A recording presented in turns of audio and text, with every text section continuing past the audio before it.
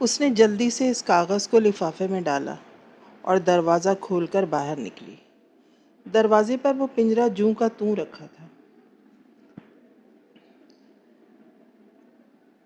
وہ الو بڑے سکون سے بیٹھا تھا۔ تانیہ کو دیکھ کر اس الو نے اپنی گردن ذرا ٹیڑھی کی اور پھر ایک عجیب سی آواز نکالی۔ تانیہ کو یوں محسوس ہوا جیسے اس الو نے اسے دیکھ کر خوشی کا اظہار کیا ہو۔ تانیہ نے کنڈا پکڑ کر پنجرے کو اٹھا لیا۔ الو نے کوئی اچھل کود نہ مچائی۔ تانیہ پنجرے کا کنڈا پکڑے نیچے اتر آئی۔ اس نے ادھر ادھر دیکھا۔ اسے خالہ فرزانہ کی تلاش تھی۔ اس زینے کا ایک راستہ گھر کے اندر جاتا تھا اور دوسرا راستہ ذرا گھوم کر باہر لان کی طرف جاتا تھا۔ اس نے پنجرے کو باہر والے دروازے کی طرف چھوڑا اور خود خالہ فرزانہ کے کمرے کی طرف بھاگی۔ اسے معلوم تھا کہ خالہ فرزانہ اس وقت اپنے کمرے میں ہوں گی۔ خالہ بھی نماز سے فارغ ہی ہوئی تھیں۔ تانیہ کو جو اس طرح کمرے میں گھستے ہوئے دیکھا تو ایک لمحے کو وہ گھبرا گئیں۔ کیا ہوا تانیہ، خیر تو ہے؟ خیر کہاں ہے خالہ، وہ نیچے ہی ان کے پاس بیٹھ گئی۔ بی بی آپ کی چائے یہیں لے آؤں یا باہر پئیں گی؟ دردانہ نے کمرے میں داخل ہو کر پوچھا۔ دردانہ دیکھو، وہ پنجرا سیڑھیوں کے نزدیک رکھا ہے، تم ذرا اسے اٹھا کر باہر کی دیوار کے ساتھ رکھ دو۔ کہتے ہیں کہ الو بڑا منحوس ہوتا ہے، جہاں بیٹھتا ہے ویرانی پھیل جاتی ہے۔ الو؟ خالہ فرزانہ اچانک چونکی۔ کہاں ہے الو؟ ہائے بی بی مجھے ڈر لگتا ہے، وہ میرا پنجرا اٹھاتے ہی مجھ پر جھپٹتا ہے۔ دردانہ سہم گئی۔ اچھا تم اسے رہنے دو اور میری چائے ادھر ہی لے آؤ۔ ٹھیک ہے بی بی، دردانہ بڑے مؤدبانہ انداز میں کہتی ہوئی تیزی سے کمرے سے باہر نکل گئی۔ اسے ڈر تھا کہ تانیہ کہیں اسے پنجرا اٹھانے کو نہ کہہ دے۔ خالہ فرزانہ کا منہ ابھی تک حیرت سے کھلا ہوا تھا۔ ان کی سمجھ میں نہیں آ رہا تھا کہ اچانک یہ الو کہاں سے آ گیا، اور وہ بھی پنجرے میں۔ خالہ نے پھر سوال کرنا چاہا تو تانیہ نے ہاتھ کے اشارے سے انہیں صبر کرنے کو کہا اور بولی، میں بتاتی ہوں خالہ، آپ پریشان نہ ہوں۔ اور پھر تانیہ نے اس الو کی داستان سنا دی کہ وہ کہاں سے آیا اور کیسے آیا۔ اسی اثنا میں دردانہ چائے دے گئی۔ ارے وہ کون منحوس شخص تھا جو اپنے لگے سگے کو ہمارے حوالے کر کے چلا گیا؟ خالہ نے پریشان ہو کے کہا۔ تانیہ تم جلدی سے اس منحوس کو اپنے گھر سے نکالو، مجھے ایسی باتوں سے بہت ڈر لگتا ہے۔ ارے کہیں کوئی جادو ٹونا تو نہیں کر گیا؟ خالہ پریشان ہونے کی ضرورت نہیں ہے، میں ابھی اس کا کچھ بندوبست کرتی ہوں، تانیہ نے انہیں تسلی دیتے ہوئے کہا، حالانکہ خود اس کی اپنی جان نکلی جا رہی تھی۔ خالہ سنیے، یہ لفافہ میں نے کھول لیا ہے۔ تانیہ نے ان کے سامنے لفافہ لہرایا۔ ہاں کیا نکلا اس میں؟ خالہ اس الو کو ایک لمحے کے لیے بھول گئیں۔ خالہ اس میں ایک کاغذ ہے، اس پر ہاتھ سے 2 تصویریں بنی ہوئی ہیں، لیکن وہ تو تمہارے کسی خواب اور اس کی تعبیر کا ذکر کر رہے تھے۔ اے تانیہ، تم نے مجھے بتایا نہیں کہ تم نے کیا خواب دیکھا تھا۔ بس خالہ میں آج ہی آپ کو بتاتی، میں 5 دن سے مسلسل وہ خواب دیکھ رہی تھی۔ ارے تانیہ، کوئی ڈراؤنا خواب تھا وہ؟ ایسا ویسا؟ خواب دیکھنے کے بعد جب میری نیند ٹوٹی تو میری جان نکلی ہوئی تھی۔ تو پگلی مجھے بتایا کیوں نہیں؟ اکیلی اوپر سوتی ہے، اب مت سونا۔ ارے نہیں خالہ، اب ایسا بھی کیا ڈرنا، بس تھوڑی ہی دیر ڈر لگتا ہے، پھر میں سو جاتی ہوں۔ آپ کو خواب بتاتی ہوں، پھر آپ کو یہ تصویر دکھاؤں گی۔ دادا اعظم کی ہدایت کے مطابق میں نے اس لفافے کو اکیلے میں کھولا ہے۔ خواب بتانے یا اس تصویر کو نہ دکھانے کی تو انہوں نے کوئی ہدایت نہیں کی تھی۔ پھر تانیہ نے بڑی تفصیل سے اپنا وہ خواب خالہ کے سامنے دہرایا۔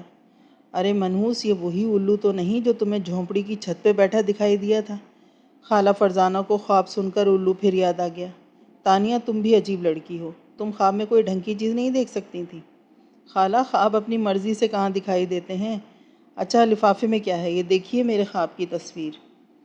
تانیہ نے کاغذ نکال کر ان کے سامنے کیا۔ پہلے اس نے وہ تصویر دکھائی جس میں جھونپڑی، الو اور سانپ بنا تھا۔ ارے یہ تو ہو بہو تمہارا خواب ہے، اب ذرا پلٹ کر دیکھیں تب آپ کو اس کی تعبیر نظر آئے گی۔ خالہ نے فوراً کاغذ پلٹا۔ پچھلی طرف بنی ہوئی تصویر دیکھتے ہی خالہ فرزانہ کپ کپا اٹھیں۔ ان کی زبان سے بے اختیار نکلا، نہیں، اور چہرہ زرد ہو گیا۔ خالہ کیا ہوا؟ تانیہ نے فکر مندی سے پوچھا۔ آپ نے اس دروازے کو پہچانا؟ پہچان ہی تو لیا ہے، اسی لیے خوفزدہ ہو رہی ہوں، خالہ فرزانہ فکر مند ہو کے بولی۔ یہ اسی کمرے کا دروازہ نہیں ہے جسے آپ ہمیشہ لاک رکھتی ہیں؟ تانیہ نے تصدیق کی۔ ہاں وہی ہے، خالہ کی زبان میں لرزش تھی۔ خالہ ایک بات بتائیں، کیا دادا کبھی اس گھر میں آئے ہیں؟ آج تک نہیں، خالہ فرزانہ نے ٹھنڈی سانس بھر کر کہا۔ پھر یہ کس قدر حیران کن بات ہے کہ انہوں نے نہ صرف میرے خواب کو جان لیا بلکہ اس کمرے کی ٹھیک ٹھیک نشاندہی کر دی۔ اگر دروازے کے ہینڈل پر تعویذ لٹکا ہوا نہ دکھاتے تو شاید اس دروازے کو پہچاننا مشکل ہو جاتا۔ سوال یہ ہے تانیہ کہ تمہارے خواب سے اس دروازے کا کیا تعلق ہے؟ خالہ نے سوال کیا۔ خالہ ضرور کوئی تعلق ہے، ورنہ دادا اعظم کو اس تصویر بنانے کی کیا ضرورت تھی؟ تم اس کمرے کے بارے میں کچھ جانتی ہو؟ خالہ فرزانہ نے پوچھا۔ میں جب سے اس گھر میں آئی ہوں ہمیشہ اسے بند ہی دیکھا ہے، اور دروازے پر کالے کپڑے میں لپٹا تعویذ جو ہینڈل میں لٹکا ہوا ہے۔ آپ نے اس کمرے کے بارے میں یہی بتایا تھا نا کہ اس کمرے میں کاٹ کا باڑ پڑا ہے اور ایک طرح کا اسٹور ہے، تانیہ نے کہا۔ نہیں تانیہ، میں نے غلط کہا تھا۔ دراصل میں نہیں چاہتی تھی کہ تم اس کی حقیقت کو جان کر ڈر جاؤ، لیکن اب تم سے کچھ چھپانا بیکار ہے۔ اب یہ معاملہ خطرناک صورت اختیار کر گیا ہے۔ اگر یہ اسٹور نہیں ہے اور اس میں کسی قسم کا سامان نہیں ہے تو پھر اس میں کیا ہے؟ کچھ نہیں۔ آئیں خالہ، ذرا اس کا تالا کھولیں، میں اسے اندر سے دیکھنا چاہتی ہوں۔ ہائے نہیں تانیہ، ایسی بات سوچنا بھی نہیں۔ کیا مطلب خالہ؟ کیا ہو جائے گا؟ یہ تو مجھے نہیں معلوم کہ کیا ہو جائے گا، لیکن اتنا ضرور یقین ہے کہ کچھ نہ کچھ ضرور ہو جائے گا۔ ہمیں اس کمرے کو کھولنے سے منع کیا گیا ہے۔ خالہ فرزانہ کی آواز میں لرزش پیدا ہو گئی تھی۔ کس نے منع کیا ہے خالہ؟ تانیہ نے پوچھا۔ اس شخص نے جس سے ہم نے یہ مکان خریدا، خالہ فرزانہ نے بتایا۔ وسیم نامی اس شخص نے اس مکان کو بڑے شوق سے بنوایا تھا، لیکن اسے رہنا نصیب نہ ہوا۔ اس مکان کی کہانی بڑی عجیب تھی۔ 1000 گز پہ بنا ہوا یہ 2 منزلہ مکان گلشن اقبال میں تھا۔ اس مکان کے دائیں بائیں کوئی مکان نہیں تھا۔ ایک طرف صرف 4 دیواری کھینچی ہوئی تھی اور ایک طرف پلاٹوں کی صرف بنیادیں بھر کر چھوڑ دی گئی تھیں۔ البتہ پیچھے بنے ہوئے ایک پلاٹ پر مکان بنا تھا، وہ آباد بھی تھا، اور اس مکان کے سامنے 60 فٹ چوڑی روڈ تھی۔ مکان کے اس طرف تمام مکان بنے ہوئے تھے۔ مکانوں کی تعمیر سے پہلے یہاں جھونپڑیاں پڑی ہوئی تھیں جہاں اوڈ لوگ آباد تھے، جن کی عورتیں اور مرد دونوں مل کر روزی کماتے تھے۔ یہ برابر کے تینوں پلاٹ 3 بھائیوں نے خریدے تھے۔ 2 بھائی باہر تھے، تیسرا جو کراچی میں رہتا تھا وہ ایک فرنیچر کی بڑی سی دکان کا مالک تھا۔ سب سے پہلے اس نے اپنے مکان کی تعمیر شروع کی، اور پھر اس نے تینوں پلاٹوں کی باؤنڈری بنوا دی اور چوکیدار ملازم رکھ دیا جو 24 گھنٹے ان خالی پلاٹوں پر رہتا تھا۔ ایک دن جب چوکیدار عامل خان کی اچانک آنکھ کھلی تو اس نے گھنگروؤں کی آواز سنی۔ یہ کوئی 1 بجے کا عمل ہوگا۔ ہر طرف چاندنی چٹکی ہوئی تھی۔ وہ اپنی چارپائی سے اٹھ کر جھونپڑی کے دروازے پر آیا تو اس نے سامنے ایک عجیب و غریب منظر دیکھا۔ کوئی ملنگ قسم کا بندہ تھا، دونوں ہاتھ اوپر اٹھائے ایک ٹانگ سے 6 فٹ کی اونچی دیوار پر رقص کر رہا تھا۔ گھنگروؤں کی چھنک سے پوری فضا میں ارتعاش سا تھا۔ وہ ملنگ قسم کا شخص دیوار پر اس مہارت اور خوبصورتی سے رقص کر رہا تھا جیسے دیوار پر نہ ہو، زمین پر ہو۔ اگرچہ یہ منظر اچھے بھلے آدمی کے ہوش اڑا دینے کے لیے کافی تھا، لیکن عامل خان پر اس کا کوئی خاص اثر نہ ہوا۔ وہ فوراً پلٹ کر اپنی جھونپڑی میں آیا، لالٹین کی لو کو ذرا تیز کیا اور سرہانے رکھی ہوئی موٹی سی لاٹھی اٹھائی اور آیت الکرسی پڑھتا ہوا باہر آ گیا۔ باہر آ کے اس نے پانی کے کنستر میں زور زور سے لاٹھی ماری۔ کنستر کی آواز سے پورا علاقہ گونج اٹھا۔ رقص کرتا وہ ملنگ دیکھتے ہی دیکھتے دیوار پر غائب ہو گیا۔ اس طرح رقص کرتے ہوئے اس ملنگ نے عامل خان کو ہی نہیں، جھونپڑی میں رہنے والے لوگوں نے بھی دیکھا۔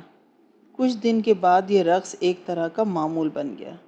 لوگ اس رقص کے عادی ہو گئے۔ اگر کوئی شخص دیوار پر ناچتا ہے تو ناچا کرے، ان کا کیا بگڑتا۔ عامل خان نے شروع میں تو اس شخص کی پرواہ کی، اٹھ کر آیت الکرسی پڑھی، لاٹھی سے کنستر بجایا، لیکن جب روز ہی اس نے رقص سے بسمل دکھانا شروع کر دیا تو عامل خان نے اس پہ 100 بار لعنت بھیجی اور پاؤں پسار کر سونے لگا۔ جلد ہی درمیان والے پلاٹ کی تعمیر شروع ہو گئی۔ لوگوں نے دیکھا راتوں رات خالی زمین پر ایک خوبصورت مکان نے ابھرنا شروع کر دیا ہے۔ جلد ہی اس مکان کی چھت پڑ گئی۔ چھت پڑتے ہی ایک حادثہ ہوا۔ ایک رات عامل خان اپنی چارپائی پر مردہ پایا گیا۔ یہ پتہ نہ چل سکا کہ وہ کیسے مرا۔ بظاہر اس کے جسم پر کسی قسم کے نشان نہ تھے، نہ ہی اسے قتل کیا گیا تھا۔ جن لوگوں نے اس کی لاش دیکھی تھی وہ بتاتے ہیں کہ عامل خان اپنی چارپائی پر اس طرح لیٹا تھا جیسے سو رہا ہو۔ ایک امکان یہ بھی تھا کہ سوتے میں اس کا ہارٹ فیل ہو گیا ہو۔ عامل خان کے اس دنیا سے اٹھ جانے کے بعد کوئی چوکیدار زیادہ عرصے تک اس مکان کی نگرانی نہ کر سکا۔ وہ بغیر بتائے ہی غائب ہو جاتا، اور شاید خوف کی وجہ سے چوکیدار بغیر بتائے یہاں سے رفو چکر ہو جاتے تھے۔ پھر اس مکان کی تعمیر رک گئی، مالک مکان باہر چلا گیا۔ رات کے وقت یہ ادھورا مکان بڑا بھیانک منظر پیش کرتا۔ اس ملنگ کا رقص جاری تھا۔ یہ رقص اب بھی اس ادھورے مکان کی چھت پر ہوتا۔ سڑک کے اس پار جھونپڑیوں میں رہنے والے اوڈ اکثر اس رقص کو دیکھا کرتے۔ 7 سال کے بعد پھر اس مکان کی تعمیر شروع ہوئی۔ 2-3 ماہ کام ہوا، اس کے بعد بند ہو گیا۔ کام بند ہونے کی وجہ بھی معقول تھی۔ ایک دن مالک مکان اپنے بیوی بچوں کو مکان کی تعمیر دکھانے لایا۔ بیوی بچوں نے مکان اچھی طرح سے دیکھا۔ یہ لوگ چھت پر بھی گئے۔ کوئی آدھے گھنٹے کے بعد بیوی بچے گھر جانے کے لیے گاڑی میں بیٹھنے لگے تو معلوم ہوا کہ 4 سالہ لڑکا عمر علی غائب ہے۔ پہلے تو انہوں نے اسے آوازیں دیں لیکن کوئی جواب نہ آیا۔ گھبرا کر دونوں میاں بیوی زیر تعمیر مکان کے اندر بھاگے۔ گھر کے ہر کونے میں اسے تلاش کیا مگر عمر کہیں نہیں تھا۔ اچانک خیال آیا کہ واٹر ٹینک میں بھی دیکھ لیا جائے۔ بس دیکھنا ہی غضب ہو گیا۔ ماں ٹینک میں جھانکتے ہی چیخ مار کر بے ہوش ہو گئی۔ وہ 4 سالہ بچہ ٹینک میں تیر رہا تھا۔ اسے جلدی سے نکال کر ہاسپٹل پہنچایا گیا مگر وہ تو کب کا مر چکا تھا۔ مکان کی تعمیر پھر رک گئی۔ تعمیراتی سامان پڑا تھا لیکن وہاں کوئی چوکیدار 2-3 دن سے زیادہ ٹکتا ہی نہیں تھا۔ اب یہ بات ثابت ہو گئی تھی کہ اس مکان پر کسی قسم کا اثر ہے یا کوئی سایہ ہے۔ عاملوں کی تلاش شروع ہو گئی۔ کئی لوگوں کو جائے واردات پہ لایا گیا مگر کوئی ایسا پکا عمل نہ کر سکا جس سے مکان سے برے اثرات دور ہو جاتے۔ عامل کی تلاش جاری رہی۔ پھر کسی نے پاکستان کوارٹر کے ایک عامل کا پتہ بتایا لیکن وہ پیشہ ور عامل نہ تھے، سرکاری ملازم تھے، روحانی عملیات کے ماہر تھے، ضرورت مندوں کو تعویذ گنڈے دیتے تھے لیکن یہ سارے کام فی سبیل اللہ کرتے تھے، بدلے میں دعائیں چاہتے تھے، پیسوں کا کوئی کام نہ تھا۔ مالک مکان کی پریشانی دیکھ کر انہوں نے اس مکان کا آسیب دور کرنے کی حامی بھر لی۔ دوپہر کو جب سخت تیز دھوپ تھی، وہ عامل صاحب جن کا نام روشن علی تھا، مالک مکان کے ساتھ اس زیر تعمیر مکان پر آئے۔ پورے گھر کا ایک چکر لگایا، اس کے بعد ایک کمرے میں آ کر کھڑے ہو گئے۔ مالک مکان کو اشارہ کیا کہ وہ باہر گاڑی میں جا کر بیٹھے۔ کوئی آدھے گھنٹے کے بعد روشن علی مکان سے باہر آئے، پسینے میں نہائے ہوئے۔ اشارے سے مالک مکان کو اپنے ساتھ آنے کو کہا۔ روشن علی پھر اس کمرے میں جا کھڑے ہوئے جہاں پہلے کھڑے ہوئے تھے۔ اس کمرے میں ابھی چوکھٹ اور دروازے نہیں لگے تھے۔ آپ اس کمرے کو غور سے دیکھ لیں، روشن علی نے بڑی سنجیدگی سے کہا۔ میں سمجھا نہیں، مالک مکان نے پریشان ہو کے پوچھا۔ آپ چاہتے ہیں کہ اس مکان کی تعمیر مکمل ہو جائے؟ روشن علی نے پوچھا۔ صاف ظاہر ہے آپ کو میں اسی لیے یہاں لایا ہوں۔ تو روشن علی نے کہا کہ پھر آپ کو ایک کام کرنا ہوگا۔ مالک مکان نے کہا جی فرمائیے، میں ہر کام کرنے کو تیار ہوں۔ اس کمرے میں کوئی کھڑکی نہیں ہوگی۔ پہلی ہدایت، ٹھیک ہے میں کھڑکیاں بند کرا دوں گا۔ اس کمرے میں جو رنگ ہوگا وہ میں بتاؤں گا وہ کیا جائے گا۔ یہ بات بھی مان لی۔ جب یہ کمرہ اور پورا مکان تعمیر ہو جائے گا تو ایک رات میں اس کمرے میں گزاروں گا اور فجر کے وقت باہر آؤں گا، اس کمرے کو لاک کر دوں گا، اس کے ہینڈل میں ایک تعویذ لٹکاؤں گا اور یوں یہ کمرہ ہمیشہ کے لیے بند ہو جائے گا۔ ہمیشہ کے لیے بند ہو جائے گا؟ جی ہمیشہ کے لیے بند ہو جائے گا۔ ارے یہ کتنی عجیب بات ہوگی، اس کے بعد تو یہاں کچھ نہیں ہوگا۔ کچھ نہیں، ہمیشہ کے لیے سکون ہو جائے گا۔ روشن صاحب یہ سب کیا ہے؟ مالک مکان نے بڑی پریشان ہو کے پوچھا۔ جو کچھ بھی ہے آپ کے سامنے ہے، اتنے عرصے سے بھگت رہے ہیں پھر بھی پوچھ رہے ہیں۔ میری عقل دنگ ہے۔ مالک مکان کی سمجھ میں واقعی کچھ نہیں آ رہا تھا۔ میاں صاحبزادے، یہ دنیا ایک عجائب خانہ ہے۔ جو میں دیکھتا ہوں اگر تم دیکھ لو تو بولائے بولائے پھرو۔ آؤ اب یہاں سے چلیں۔ روشن علی نے کچھ نہ کہا اور کہہ بھی گئے، کچھ کہتے کہتے رہ بھی گئے۔ مرض کی تشخیص کے بعد مالک مکان وسیم نے زیادہ دیر نہ لگائی، فوراً دوا دارو شروع کر دی۔ اس نے دگنی لیبر لگا کے تیزی سے مکان کی تعمیر مکمل کر لی۔ پھر رنگ و روغن شروع ہوا۔ وسیم نے آسیب زدہ کمرے میں کوئی کھڑکی نہیں رکھی تھی۔ دوسری ہدایت کے مطابق روشن علی سے پوچھ کر اس کمرے میں مطلوبہ رنگ کروانا تھا۔ وسیم نے فون پر روشن علی سے بات کی۔ انہوں نے ساری بات سن کر شام کو اپنے گھر بلایا۔ وہ گھر پہنچا تو انہوں نے چھوٹی سی شیشی میں کالے رنگ کا ایک سیال دیا، یعنی لکوڈ، اور ہدایت کی کہ رنگ میں ملوا دینا۔ یہ عمل کیا ہوا پانی ہے، اور ایک بات کا خیال رکھنا، رنگ کا کام 1 دن میں اور مغرب سے پہلے ہر صورت میں ختم ہو جانا چاہیے۔ رنگ ہو جانے کے بعد دروازہ بند کر کے لاک کر دینا۔ اس کے بعد کوئی بشر اندر نہ جائے۔ تم بھی اندر نہیں جاؤ گے۔ جب مکان ہر طرح سے مکمل ہو جائے تو مجھے بتا دینا، میں رات کو وہیں رہوں گا۔ سمجھ گئے میری بات؟ جی بالکل، وسیم نے غور سے شیشی کو دیکھتے ہوئے کہا۔ اس میں کیا ہے؟ یہ الو کی کلیجی کا پانی ہے۔ اس کے علاوہ اس میں ایک چیز اور بھی ملائی گئی ہے۔ وہ کیا؟ وسیم نے پوچھا۔ یہ نہیں بتاؤں گا، روشن علی نے کوڑا جواب دیا۔ ٹھیک ہے، کوئی حرج نہیں۔ وسیم نے روشن علی کی ہدایت کے مطابق اپنی نگرانی میں سارے کام کروائے۔ پھر وہ وقت بھی آیا جب مکان ہر طرح سے تیار ہو گیا۔ وسیم نے روشن علی کو مکان کی تعمیر کے مکمل ہونے کی اطلاع دے دی۔ اتفاق کی بات ہے کہ اگلے دن نوچندی جمعرات تھی۔ جمعرات اس کام کے لیے نہایت موزوں تھی۔ جمعرات کی رات کو ٹھیک 12 بجے کمرے میں داخل ہوئے اور فجر کے وقت باہر آ گئے۔ اندر کمرے میں انہوں نے کیا کیا، وہ رات کیسے گزاری، اس کے بارے میں انہوں نے کچھ نہیں بتایا۔ انہوں نے دروازہ بند کیا، پھر اسے لاک کیا اور جیب سے ایک کالے رنگ کا تعویذ نکال کر دروازے کے ہینڈل پر لگا دیا۔ وسیم کو اپنے ساتھ آنے کا اشارہ کیا۔ دونوں نے قریبی مسجد میں جا کر فجر کی نماز پڑھی۔ پھر انہوں نے کہا، میاں صاحبزادے، ایک بات کہنا چاہتا ہوں مگر سمجھ نہیں آتا کس طرح کہوں۔ روشن علی صاحب، خیر تو ہے؟ وسیم نے پوچھا۔ میاں، ہم نے تو بہت سمجھایا مگر وہ مان کر ہی نہیں دیا، روشن علی نے بتایا۔ کون روشن صاحب؟ وسیم سمجھ نہیں سکا۔ وہ کالے کمرے والا، روشن علی نے گمبھیر لہجے میں کہا۔ آپ نے کیا کہا اور اس نے کیا نہیں مانا؟ وسیم نے وضاحت چاہی۔ میاں صاحبزادے، میں جانتا ہوں کہ تم نے یہ مکان بہت شوق سے بنوایا ہے مگر تمہیں اس مکان میں رہنا نصیب نہیں ہوگا۔ وہ کالے کمرے والا تمہیں قبول کرنے کو تیار نہیں۔ تمہیں یہ مکان ہر قیمت پر فروخت کرنا ہوگا۔ اگر تم نے اس مکان میں رہنے کی ضد کی تو تباہی پھیلے گی، ہم اتنا ہی بتا سکتے ہیں۔ اور پھر اس نے ایک ہدایت اور بھی ہے کہ مکان ایسے لوگوں کو فروخت کیا جائے جن کے افراد خانہ کم ہوں اور بچے تو بالکل بھی نہ ہوں۔ عجیب شرط ہے، وسیم نے اپنا سر پکڑتے ہوئے کہا۔ پھر کیا فائدہ ہوا آپ کے جانے کا جب میں اس مکان میں نہ رہ سکوں؟